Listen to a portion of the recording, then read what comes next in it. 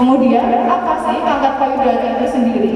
Jadi kanker payudara itu merupakan tumor ganas yang tumbuh di dalam jaringan payudara. Nah, tumbuhnya bisa di mana saja. Nah, tadi ada kelenjar susu, saluran susu, jaringan lemak, maupun jaringan ikat pada payudara. Tadi kan sebenarnya ada beberapa gitu, ada jaringan lemak, kelenjar getah benih, kelenjar susu, atau dari puting susunya. Nah, ini tergantung tumbuhnya itu bisa di berbagai tempat.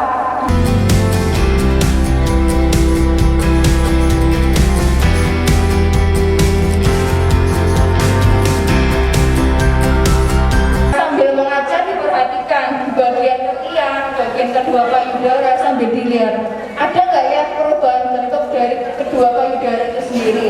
Perubahan bentuk misalnya ada salah satu yang lebih besar. Kalau lebih besar itu masih normal Bu, tapi kalau yang cenderung ke kanker payudara itu besarnya itu sangat kelihatan sekali, jadi sangat jelas. Saya ingin bertanya bahwa pencegahan dini ketika kita menemukan benjolan di payudara, langkah-langkah yang harus kita cegah itu apa? Kalau untuk pencegahan itu sendiri, yang pertama dari lifestyle atau gaya hidup kita masing-masing, ya seperti menghindari makanan-makanan yang mengandung misalnya dari bumbu-bumbu, ya itu ya seperti micin-micinan, itu kan juga berpengaruh. Walaupun secara jelasnya kita tidak tahu bagaimana dari makanan tersebut mempengaruhi untuk menjadi kanker payudara. Pertanyaan saya Bu, apakah penyakit kanker atau tumor kanker setelah dioperasi ada resiko untuk tumor tersebut tumbuh kembali? Banyak sekali kasus yang memang dia bertemu dari satu benjolan atau yang sudah dia dikatakan kanker stadium 1 misalnya, kemudian dioperasi itu pun bisa tumbuh lagi. Ada kasus dia sudah pengangkatan, kemudian dia menggunakan KB hormonal, tumbuh lagi. Untuk penggunaan KB hormonal benar bisa merupakan salah satu faktor risiko untuk terjadinya kanker payudara. Ya, karena ya itu sendiri, karena kan semua perempuan, semua wanita itu kan pasti mempunyai hormon. Ini Ibu, pengalaman di keluarga saya, alhamdulillah saya dikelilingi oleh keluarga yang terkena kanker payudara. Tapi itu berasal dari adik bapak. Yang saya tanyakan tadi Ibu kan jelas sekali, keturunan dari ibu. Terus saya kemarin sedikit mengetahui bahwa penularan kanker itu zigzag. Ya, saya mencoba menjawab Ibu. Jadi kalau hubungannya tadi kan dari keluarga memang ada itu ya Bu ya, riwayat dari penyakit tersebut. Kemudian apakah dari misalnya dari ayah bisa menularkan ke anak perempuannya misalnya? Ya itu bisa saja. Tadi saya mendengarkan tentang risiko untuk lansia. Belum usia 50 tahun, pasti kan hormonnya masih aktif ya, termasuk hormon seks gitu atau hormon-hormon yang bisa menyebabkan misalnya timbulnya keputihan dan lain-lain, yang otomatis resikonya pasti lebih tinggi. Manusia kuat, itu kita. Jiwa-jiwa yang kuat, itu kita. Wanita-wanita sehat, itu kita. Jiwa-jiwa bahagia, itu kita.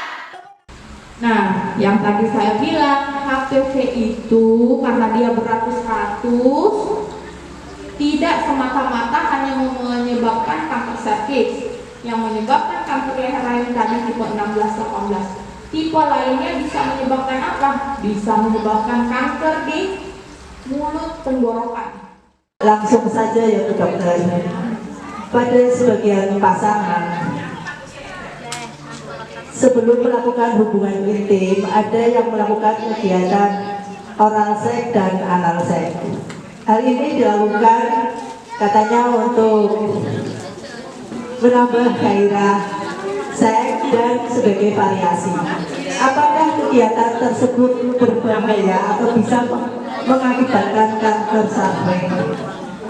Sebenarnya hal-hal tersebut kurang perlu kita khawatirkan, tetapi ya kita juga nggak tahu sih. Nah kalau kayak gitu oral seks misalkan, lain lagi tuh Tadi kan HPV-nya juga bisa menyerang lain-lain, bisa jadi kanker mulut, bisa menjadi kanker anus mungkin untuk orang-orang yang melakukan hubungan seksual lewat anus. Panjatan yang ingin saya tanyakan cuma dua. Yang pertama yaitu tentang sabun itu, sabun yang berisiko untuk membersihkan vagina. Dan yang tentang untuk membersihkan vagina itu selain sabun, saya pernah dengar dari teman itu pakai Pepsodent. Lactobacillus, ada bakteri di vagina kita namanya Lactobacillus, itu adalah bakteri bayi. Jadi anggaplah Lactobacillus itu adalah tentara kita di vagina. Tentara itu jangan ibu tembak semua, Bu. Kalau ibu pakai Pepsodent, semringin, terus bakterinya mati semua. Justru ibu lebih gampang terkena infeksi. Jadi kita juga perlu bakteri itu sebagai pertahanan utama di vagina kita. Jadi namanya Lactobacillus. Dan hari ini kita ada Dokter Andina.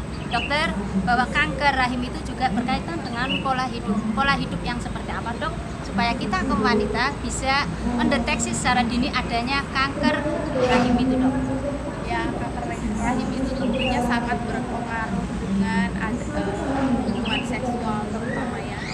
Jadi pola hidup kita harus setia terhadap pasangan kita masing-masing, baik itu ibu maupun bapak-bapak. Jadi harus setia dan tidak melakukan hubungan dengan pasangan yang berbeda-beda supaya diperiksakan, atau nanti selanjutnya bisa dengan pemeriksaan lebih lanjut, yaitu dengan pemeriksaan USG ataupun mamografi untuk memastikan apakah itu benjolannya pasti untuk mengarah ke tumor jinak atau tumor ganas, ataukah hanya jaringan lemak biasa yang tumbuh, yang kebetulan tumbuhnya di jaringan payudara, seperti itu. Terima kasih Dokter Deni, dan ayo wanita-wanita hebat, jadilah wanita yang tahu, sehat, dan bahagia dengan keadaan kita.